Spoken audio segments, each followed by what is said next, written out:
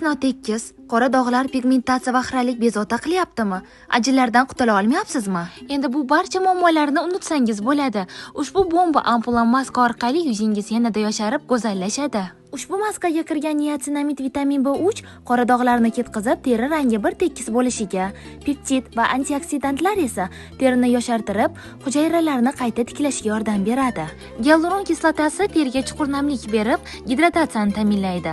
Kollagen kompleksi esa terini mustahkamlab, elastiklikni oshirib, yuzga yosh va sog'lom ko'rinish beradi. Hammasi faqat 15 daqiqa ichida hal bo'ladi.